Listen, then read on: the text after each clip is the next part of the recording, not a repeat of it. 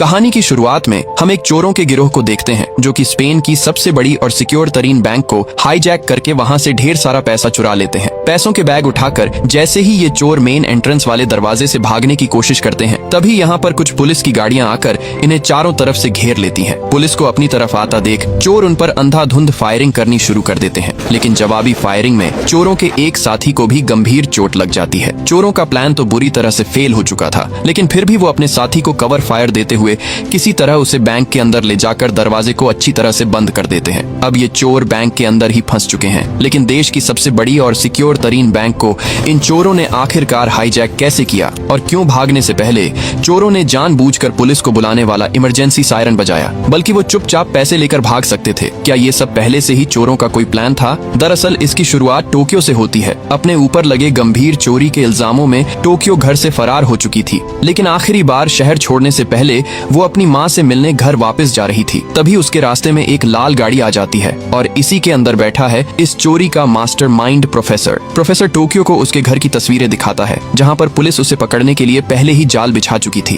Professor Tokyo को उसके plan में शामिल होने के लिए कहता है, क्योंकि वो रॉयल मिंट ऑफ स्पेन, जहाँ पूरे देश के नोटों की छपाई होती है, वहाँ से 984 मिलियन यूरो यानी 1,06,000 करोड़ रुपए से भी ज्यादा की रकम को चुराने वाले हैं। इतनी बड़ी रकम सुनते ही टोक्यो प्रोफेसर के प्लान में शामिल हो जाती है। अब यहाँ हमें पता चलता है कि इस चोरी को अंजाम देने के लिए प्रोफेसर ने 8 बेहद ही खतरनाक चोरों की टीम तैयार की है। प्रोफेसर सभी को शहर से दूर एक वीरान घर में लेकर आता है, जहाँ वो 5 महीनों तक सिर्फ इस चोरी को स्टडी करने वाले हैं। अब यहाँ पर प्रोफेसर सभी को अपनी पर्सनल आइडेंटिटी हाइड रखने के लिए कहता है और सभी अपना नाम शहरों के नाम पर रख लेते हैं। सबसे पहले टोक्यो, जिसे हम पहले ही जान चुके हैं, और ठीक उसके पीछे बैठा है बर्लिन, जिसने अपने पूरे करियर में 27 चोरियां की है और यही इस चोरी का इंचार्ज होने वाला है। दूसरी तरफ मॉस्को और उसका बेटा डेनवर दोनों ही गर्म दिमाग के हैं। रियो, जो कि पेशे से एक हैकर है और बड़े बड़े सिस्टम को चुटकियों में हैक कर लेता है। हेलसिंकी और ओस्लो, 2 जुड़वा भाई, और अक्सर इतना बड़ा हाथ मारने के लिए 2 पहलवानों की जरूरत तो पड़ती ही है। इसके बाद नैरोबी, जो कि बचपन से ही नकली नोट बनाने में माहिर थी, और आखिर में प्रोफेसर, जिसका कोई क्रिमिनल रिकॉर्ड ही नहीं था, क्योंकि उसने बचपन से ही अपनी कोई गवर्नमेंट आईडी बनाई ही नहीं। दुनिया की नजरों में वो एक भूत है जिसे कोई नहीं जानता।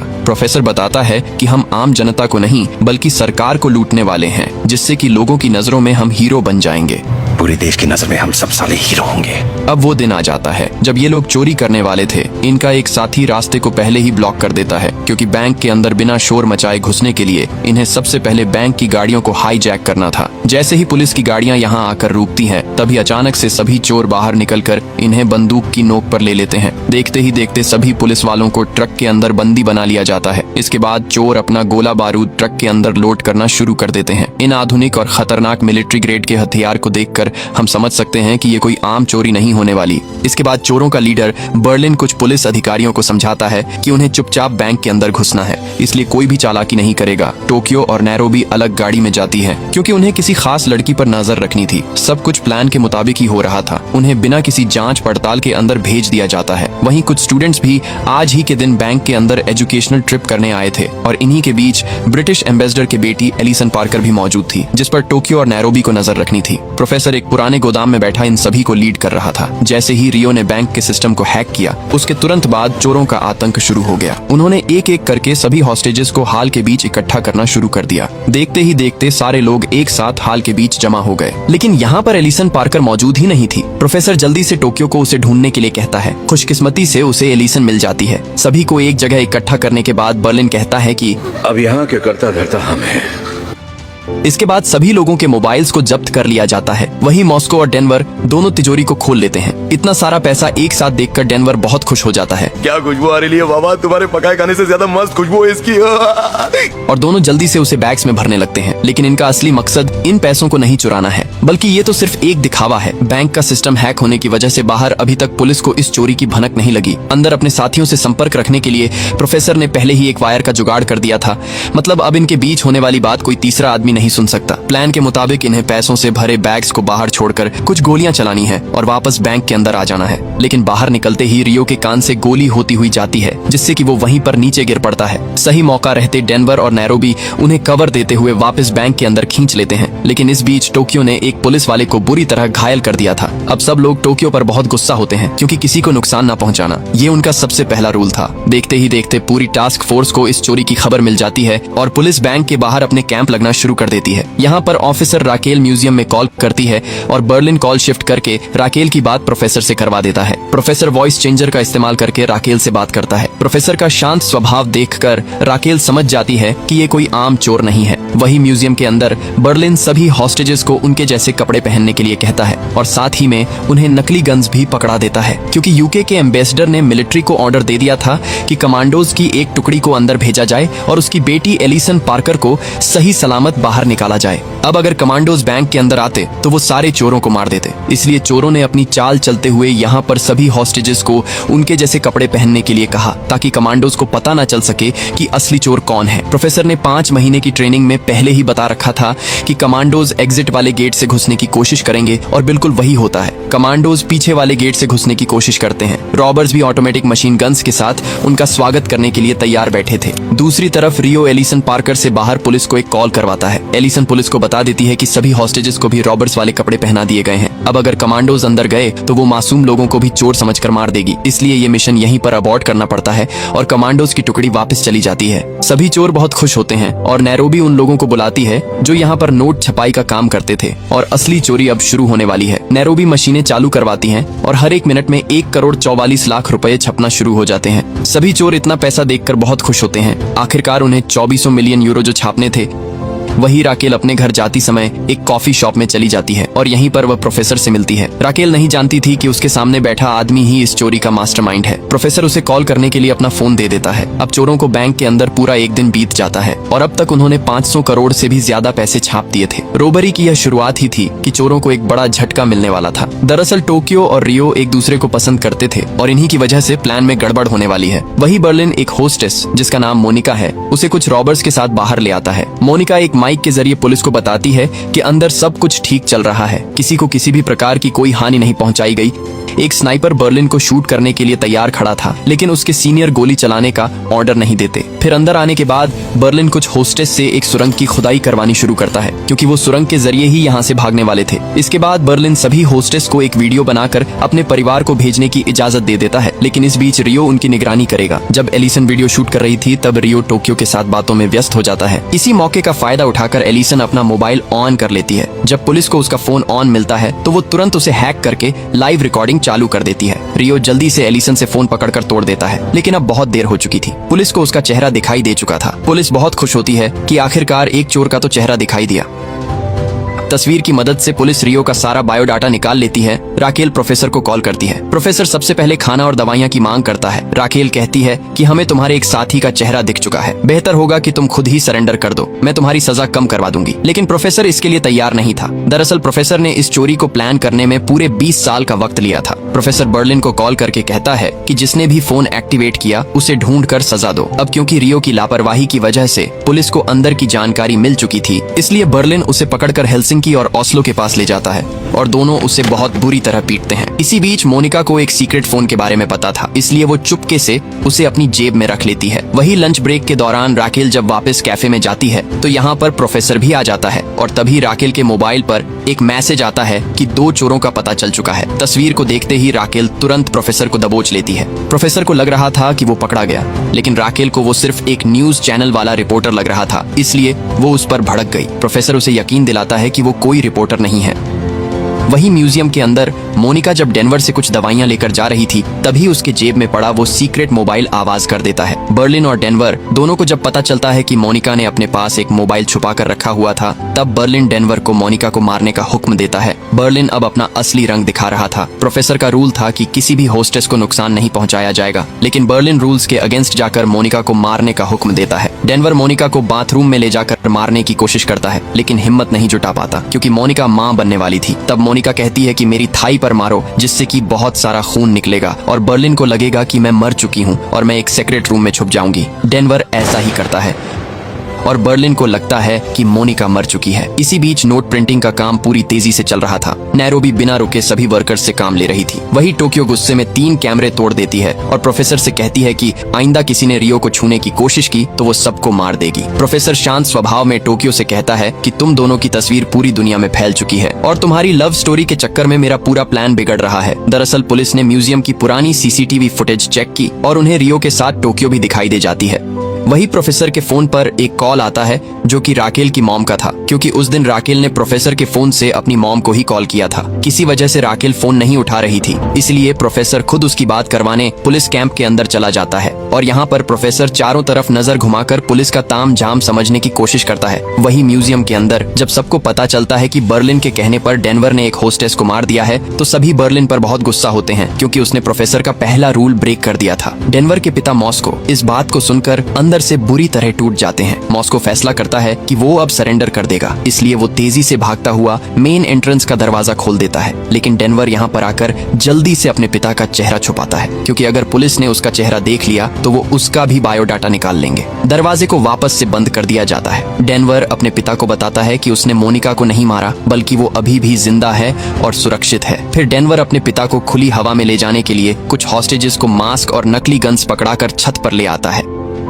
अब आर्टूरो को दोनों की बातों से पता चलता है कि डेनवर ने मोनिका को गोली मारी है, इसलिए वो डेनवर पर भड़क जाता है। माहौल को खराब होते देख डेनवर और मॉस्को सभी हॉस्टेजेस को घुटनों के बल बैठने के लिए कहते हैं, लेकिन आर्टूरो इस बीच खड़ा ही रहता है और दूर से स्नाइपर्स को लगता है कि आर्टूरो ही चोर है, इसलिए वो उस पर गोली चला देते हैं। लेकिन मास्क उतरने के बाद पुलिस को पता चलता है कि उन्होंने एक मासूम होस्टेस को ही गोली मार दी है। डेनवर और मॉस्को जल्दी से उसे नीचे लेकर आते हैं। वहीं कैंप के अंदर राकेल पर सीनियर्स के थ्रो अब बहुत ज्यादा प्रेशर बढ़ चुका था, क्योंकि उसने गलती से एक होस्टेज को गोली मरवा दी थी। राकेल प्रोफेसर को कॉल करके कहती है कि एम्बुलेंस तैयार खड़ी है, जख्मी आर्टूरो को बाहर आने दिया जाए, लेकिन प्रोफेसर इसके लिए तैयार नहीं था। वो एक मेडिकल टीम को अंदर आने की इजाजत दे देता है। अब पुलिस एक खतरनाक प्लानिंग करती है। वो डॉक्टर के साथ अपने एक भरोसेमंद साथी एंजल को अंदर भेजने वाली थी और दूसरी तरफ से कुछ कमांडोज चोरों जैसे कपड़े पहनकर एक छोटी सी वेंटिलेशन पाइप से अंदर घुसेंगे, जिससे कि कमांडोज चोरों के बीच शामिल होकर उन्हें बड़ी चालाकी से पकड़ लेंगे। लेकिन प्रोफेसर ने भी कोई कच्ची गोलियां नहीं खेली थी। अब जैसे ही एंजल डॉक्टर के साथ म्यूजियम के अंदर घुसता है, तभी प्रोफेसर सीसीटीवी कैमरा के जरिए उसे पहचान लेता है और बर्लिन को कॉल करके शानदार योजना समझाता है। 5 महीनों की ट्रेनिंग में प्रोफेसर ने सबको पहले ही बता रखा था कि जब पुलिस अंदर होगी तब उन्हें लगेगा कि वो जीत चुके हैं, लेकिन तभी हम अपनी चाल चलेंगे। अब सबसे पहले बर्लिन डॉक्टर और एंजल से उनका सारा सामान निकलवा लेता है। इसके बाद ओस्लो एंजल के चश्मे में एक माइक्रोफोन को बहुत ही सावधानी से फिट कर देता है और इस माइक्रोफोन का एक्सेस सीधा प्रोफेसर के पास था। अब प्रोफेसर पहले से ही जानता था कि पुलिस उनके जैसे कपड़े पहनकर अंदर घुसने की कोशिश जरूर करेगी, इसलिए वो सभी हॉस्टेजेस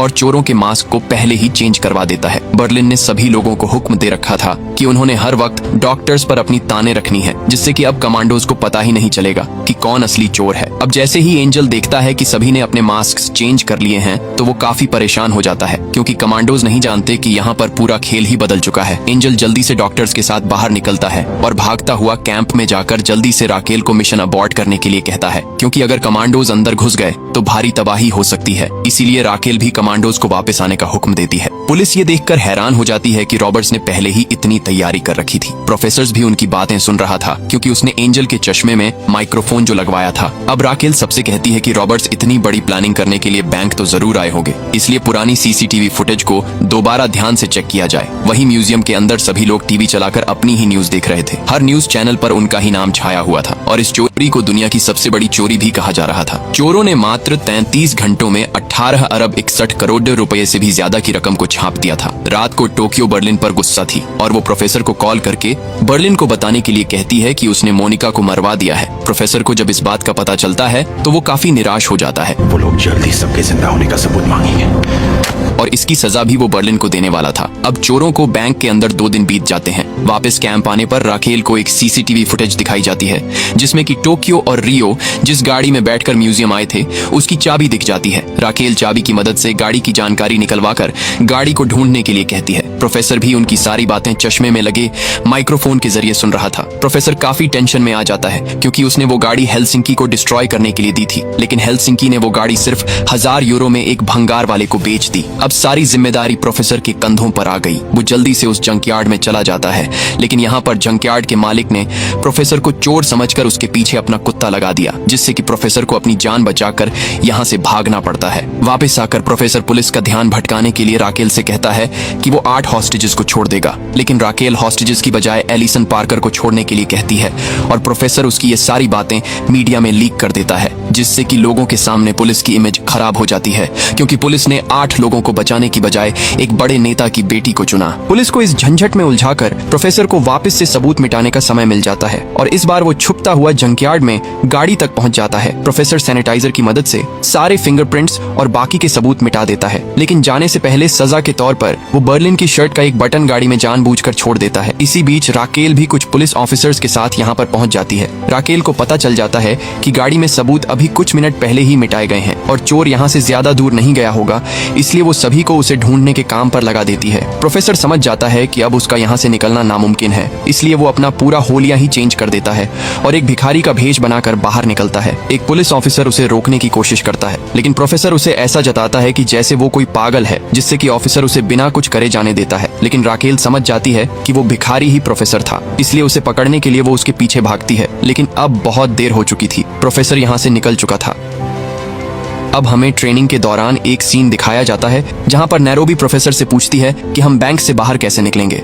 प्रोफेसर सबको बताता है कि तुम लोगों को जानबूझकर कुछ हॉस्टेजेस को एक सुरंग खोदने के काम पर लगाना है, लेकिन तुम उस सुरंग से नहीं बल्कि दूसरी सुरंग से निकलोगे, जो कि मैंने आज से 5 साल पहले ही तैयार कर दी थी। तुम्हें बस लॉकर रूम से कुछ दूरी तक खोदना है और बैंक से सीधा यह लोग प्रोफेसर के अड्डे पर निकलने वाले थे। वही प्रेजेंट टाइम में पुलिस को कार के अंदर से मिले हुए बटन पर बर्लिन के फिंगरप्रिंट मिल जाते हैं, जिससे कि पुलिस बर्लिन का बायोडाटा भी निकाल लेती है। पुलिस को पता चलता है कि बर्लिन पहले भी 27 बड़े हाथ मार चुका है, लेकिन आज तक वो पकड़ा नहीं गया। लेकिन राकेल एक चाल चलती हुई बर्लिन पर औरतों की बदसलूकी करने का आरोप लगवाकर मीडिया में वायरल कर देती है। वही प्रोफेसर को एक और झटका लगने वाला था, क्योंकि जंकयार्ड के मालिक ने प्रोफेसर को देख लिया था और पुलिस उससे अब जांच पड़ताल करने वाली है। इससे बचने के लिए प्रोफेसर उस आदमी के परिवार की सारी कुंडली निकाल लेता है। वही म्यूजियम के अंदर बर्लिन टीवी पर अपनी न्यूज देखकर बहुत गुस्सा हो रहा था, क्योंकि उस पर लगाए जा रहे सारे आरोप गलत थे। दूसरी तरफ प्रोफेसर कुछ पुलिस वालों को चकमा देकर उनकी गाड़ी में घुस जाता है और वॉकी टॉकी के जरिए कैंप में एक मैसेज भेजता है, जो कि रशियन भाषा में था। प्रोफेसर उस आदमी के परिवार को मारने की धमकी देता है। ये सुनते ही आदमी जल्दी से बनाया हुआ प्रोफेसर का स्केच डिलीट कर देता है और इस तरह एक बार फिर से प्रोफेसर किसी तरह पुलिस के चंगुल से बच निकलता है। वही म्यूजियम के अंदर बर्लिन डेनवर को मारना चाहता था, क्योंकि उसे लग रहा था कि गाड़ी के अंदर बटन मिलने की वजह डेनवर है, क्योंकि एक रात बर्लिन की शर्ट डेनवर पहनकर उस गाड़ी में सो गया था। लेकिन तभी यहाँ पर बर्लिन को पता चलता है कि मोनिका अभी भी जिंदा है, इसलिए वो डेनवर पर गुस्सा होने की बजाय खुश हो जाता है। इसके बाद प्रोफेसर बर्लिन को कॉल करके बताता है कि गाड़ी के अंदर बटन उसी ने ही छोड़ा था, क्योंकि बर्लिन ने एक होस्टेस की जान ली है। लेकिन तभी बर्लिन मोनिका को प्रोफेसर के सामने जिंदा दिखाता है, लेकिन अब इन सब का कोई फायदा नहीं था, इसलिए प्रोफेसर बर्लिन को उनका अगला प्लान शुरू करने के लिए कहता है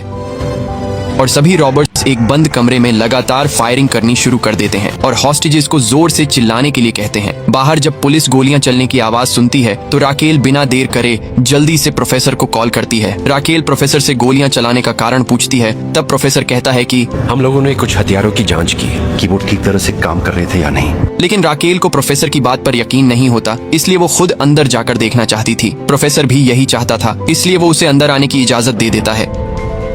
इसके बाद राकेल अपने पर्सनल फोन से सलवा यानी प्रोफेसर को ही कॉल करके रात को मिलने के लिए कहती है, क्योंकि राकेल नहीं जानती थी कि सलवा ही इस चोरी का असली मास्टरमाइंड है, इसलिए राकेल प्रोफेसर से ही प्यार कर बैठी थी। इसके बाद एंजल राकेल को बर्लिन की रिपोर्ट दिखाता है, जिसमें कि बर्लिन को एक बहुत ही भयानक बीमारी थी, जिसकी दवाई सिर्फ एक ही जगह से मिलती है। अगर पुलिस वहां जाकर किसी तरह यह पता लगा सके कि बर्लिन ने आखिरी बार दवाई कहां पर डिलीवर करवाई थी, तो पुलिस को वहां से कुछ जानकारी मिल सकती है। प्रोफेसर भी उनकी ये सारी बातें सुन रहा था और एक बार बार फिर से उसके सर पर बड़ी मुसीबत आ जाती है, क्योंकि बर्लिन ने आखिरी डिलीवरी उसी जगह पर करवाई थी जहाँ पर इन्होंने इस पूरी चोरी को प्लान किया था, और अगर पुलिस उस जगह पर पहुंच गई तो उसे वहाँ पर इन सब के फिंगरप्रिंट्स मिल जाएंगे। इसलिए अब प्रोफेसर को वहाँ पर पुलिस से भी पहले पहुंचना है जहाँ से ये दवाई मिलती है। राकेल भी जल्दी से एंजल को उस जगह पर जाने के लिए कहती है। इसके बाद राकेल अकेली म्यूजियम के अंदर चली जाती है, जहाँ सबसे पहले टोक्यो उसके कपड़ों के अंदर से एक माइक्रोफोन को बाहर निकालती है। इसके बाद एक एक करके उसे सभी हॉस्टेजेस से मिलवाया जाता है। इसी बीच राकेल को नोट प्रिंटिंग मशीन के चलने की आवाज सुनाई देती है, और अब जाकर उसे समझ आता है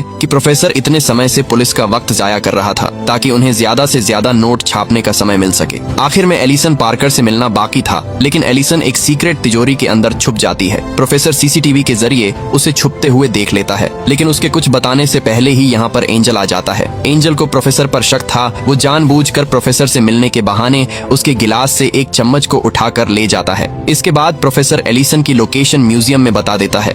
यहाँ तू? एलिसन से मिलने के बाद राकेल भी वापस चली जाती है, और चम्मच पर जो प्रोफेसर के फिंगरप्रिंट्स थे एंजल उसे गाड़ी वाले फिंगरप्रिंट से मैच करने के लिए कहता है। दरअसल उस आदमी को डराते वक्त प्रोफेसर के कुछ फिंगरप्रिंट्स पुलिस की गाड़ी में ही छोड़ दिए थे। वही म्यूजियम के अंदर बर्लिन अपनी बीमारी के बारे में सभी लोगों को बता देता है, क्योंकि वो बस कुछ महीने ही जिंदा रहने वाला है। वही एंजल उस जगह पर पहुंच जाता है जहां से बर्लिन ने अपनी दवाई डिलीवर करवाई थी, लेकिन प्रोफेसर उससे भी एक कदम आगे था। वो पहले ही यहाँ के सारे सबूत अपने साथ लेकर भाग जाता है। अब इस खबर के बारे में सिर्फ राकेल और एंजल को ही पता था। राकेल को लगता है कि एंजल भी उन चोरों के साथ ही मिला हुआ है, इसलिए वो उसे इस केस से बाहर कर देती है। वही म्यूजियम के अंदर 2-3 दिन की मेहनत के बाद मॉस्को खुदाई करके असली सुरंग के काफी करीब पहुंच जाता है। दरअसल बैंक के अंदर 2 सुरंगें खोदी जा रही हैं। असली वाली मॉस्को खोद रहा है और नकली वाली हॉस्टेजेस से खुदवाई जा रही है। असली सुरंग का पता चलते ही सभी बहुत खुश हो जाते हैं और डांस करना शुरू कर देते हैं। वही नैरोबी ने तो नोट प्रिंटिंग की मशीन 1 मिनट भी बंद नहीं की और उसने 400 मिलियन से भी ज्यादा यूरोस छाप दिए। वही प्रोफेसर बर्लिन को कॉल करके कहता है कि मैं 6 घंटे बाद वापस आऊंगा, और इन 6 घंटों में बहुत कुछ होने वाला था। प्रोफेसर राकेल के साथ डेट पर चला जाता है, लेकिन एंजल ने जाने से पहले राकेल को सलवा यानी प्रोफेसर के खिलाफ भड़का दिया था। इसलिए राकेल प्रोफेसर को गन पॉइंट पर लेकर उसके घर पर चलने के लिए कहती है। प्रोफेसर बिना झिझक के उसे अपने अड्डे पर ले आता है, क्योंकि उसने पहले ही एंजल और राकेल की बातें सुन ली थी। इसलिए उसने अपने गोदाम को एक आलीशान घर में बदल दिया। राकेल को भी उस पर कोई शक नहीं होता। वही एंजल को पता चलता है कि चम्मच और गाड़ी वाले फिंगरप्रिंट दोनों मैच कर चुके हैं, और प्रोफेसर कोई और नहीं बल्कि सलवा ही है। एंजल राकेल के घर वाले फोन पर इसी मैसेज को छोड़ता है, लेकिन इसी दौरान उसका खुद का भी भयानक एक्सीडेंट हो जाता है। वही म्यूजियम के अंदर आर्टूरो ने कुछ हॉस्टेजेस के साथ मिलकर आज रात भागने का प्लान बनाया था। जैसे ही ऑस्लो नीचे काम कर रहे हॉस्टेजेस को खाना देने आता है, तभी एक होस्टेस पीछे से उस पर हमला कर देता है। वो उसकी गन लेकर बाहर की तरफ भागते हैं, लेकिन आर्टूरो को यहाँ पर डेनवर पकड़ लेता है। डर के मारे आर्टूरो ने डेनवर के आगे सारा प्लान उगल दिया। डेनवर जल्दी से भागता हुआ सभी को इसकी जानकारी देता है, लेकिन अब बहुत देर हो चुकी थी। सभी हॉस्टेजेस एग्जिट गेट पर लगे स्टिकी बॉम्ब को ब्लास्ट करके दरवाजे को तोड़कर यहाँ से भाग जाते हैं।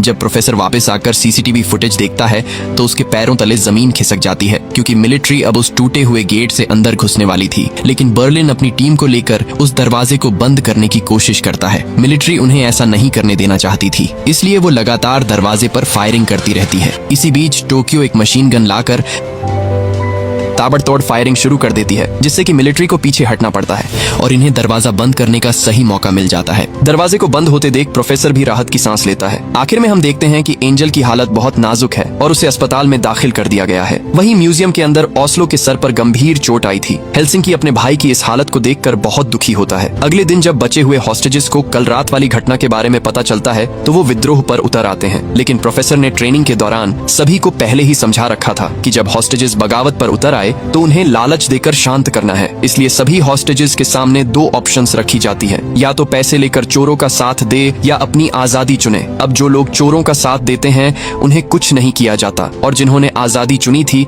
उन्हें बाहर भेजने की बजाय बेसमेंट में बंद कर दिया जाता है। वहीं जो हॉस्टेजेस भाग चुके थे, पूछताछ के दौरान वो पुलिस को उसी सुरंग के बारे में बताते हैं जो चोरों ने उनसे जानबूझकर खुदवाई थी। पुलिस समझ जाती है कि चोर सुरंग के रास्ते से भागने वाले हैं, लेकिन पुलिस को असली वाली सुरंग के बारे में कोई जानकारी नहीं थी। वही एक्सीडेंट से पहले एंजल ने जो राकेल के फोन पर मैसेज भेजे थे उसे राकेल की मॉम सुन लेती है, जिसमें प्रोफेसर की असली सच्चाई के बारे में बताया गया था। इसीलिए वो जल्दी से राकेल को फोन करती है, लेकिन किसी वजह से उसका फोन नहीं मिल रहा था। इसलिए वो सलवा यानी प्रोफेसर को ही कॉल करके ये जानकारी राकेल तक पहुंचाने के लिए कहती है। अपना भांडा फूटने से बचाने के लिए प्रोफेसर जल्दी से उसके घर पर पहुंच जाता है और प्रोफेसर को पता चलता है कि राकेल की मॉम को भूलने की बीमारी है। इसलिए प्रोफेसर उसे मारने की बजाय सारी कॉल रिकॉर्डिंग्स डिलीट कर देता है। इसी बीच राकेल घर वापस आ जाती है और जब ये तीनों बैठे बातें कर ही रहे थे तभी राकेल को एक आइडिया आता है। वो अपनी टीम को कॉल करके कहती है, इतनी बड़ी चोरी करने के लिए रॉबर्ट्स ने किसी सुनसान जगह पर ट्रेनिंग तो जरूर की होगी।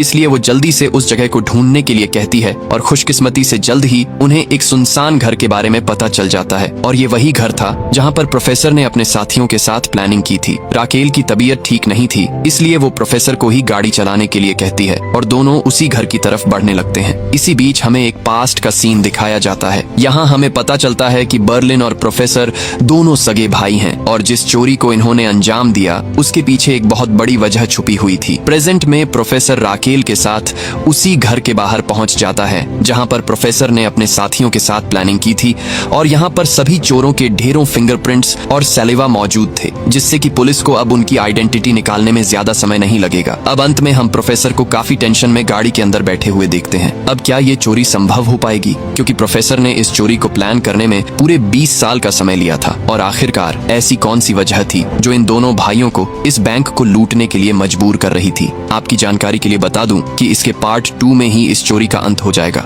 और वहीं पर हमें पता चलेगा कि आखिरकार जीत किसकी हुई, प्रोफेसर की या पुलिस की। और दोस्तों, फ्रॉम के पार्ट 4 की वीडियो को जितना जल्दी हो सके मैं अपलोड करने की कोशिश करूंगा, नहीं तो 2 जुलाई को तो पक्का ही चैनल पर वीडियो आएगी, क्योंकि अभी उसका लास्ट एपिसोड रिलीज होना बाकी है। और अगर आपको मनी हाइस्ट का पार्ट 2 फ्रॉम से पहले चाहिए तो मुझे कमेंट में लिख करके जरूर बताएं। वीडियो को लाइक करके चैनल को सब्सक्राइब